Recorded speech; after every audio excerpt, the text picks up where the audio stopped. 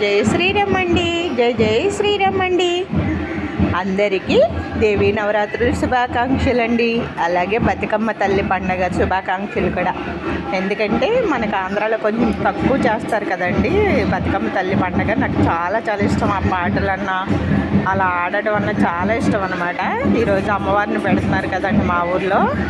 మన గ్రామదేవత ముత్యాలమ్మ తల్లికి దోరణం కట్టడానికి వస్తున్నారేమో అనుకుంటున్నా. మన ఇల్లు తల్లి చూడండి, మేడం వస్తే భయం అండి పాపం వీడికి.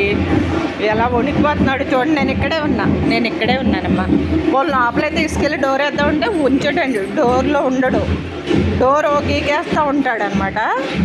అందుకే బయట కట్టేస్తానండి. మళ్ళీ కట్టేయకపోతే గేటు బయటికి దూకడానికి ట్రై చేసేస్తాడు. నేను ఇక్కడే ఉన్నా, ఏం కాదునా. టపాసులు పేలుస్తున్నా అంతే అండి భయం. చూడండి ఎలా అడవుడి పడిపోతాడు. నువ్వు కూడా వెళ్తావా? అమ్మవారిని చూడటానికి వెళ్తావా నువ్వు? ఏమ్మా, అమ్మవారిని చూడడానికి వెళ్తావా? దసరా నవరాత్రులు 11 రోజులు ప్రతి ఒక్కరూ చాలా సంతోషంగా ఉంది. చక్కగా అమ్మవారిని ప్రతిదే సాయంత్రం దర్శించుకుని ఆవిడ ఆశీర్వాదాలు తీసుకుని, అమ్మదయ్య ఉంటే మనకు అన్నీ ఉన్నట్టే కదండి. అంతే, తోరణం కట్టడానికి వచ్చారండి అంతే. అది బాగా చేస్తారండి మా ఊళ్ళో అమ్మవారిని.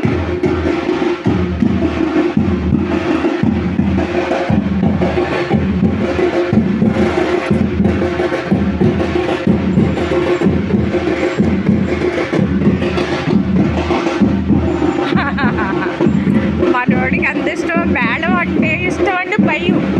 అలాగే టపాసులు అంటే ఎంత భయం అనుకుంటారు. ఏం కాదు, నేను ఇక్కడే ఉన్నానా. చూడండి ఎలా వణికిపోతా ఉన్నాడో.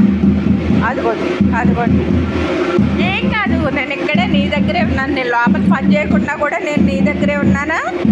అవునా కదా అమ్మా? అమ్మవారిని అమ్మా పూజ చేసుకుందాక అమ్మవారికి. అందరికీ జై శ్రీరామ్ అండి. అందరికీ శుభోదయం అండి. పర్లేదు, కంగారు పడకనానా. చూడండి ఎలా చూస్తాడు. అన్ని ఆరాలు వాడికి అలా కనిపిస్తుంది అంట. చూడండి ఇక 10 రోజులు 11 రోజులు భలే సంతోషం, భలే సరదాగా ఉంటుందండి ఊళ్ళో. ప్రతిటే సాయంత్రం అమ్మవారి దగ్గరికి వెళ్ళడం అంటే నేనైతే ఎక్కువ సాయంత్రాలు అయితే కంపల్సరీ వెళ్తా, ప్రొద్దుటే వెళ్ళనండి. బాగుంటుంది.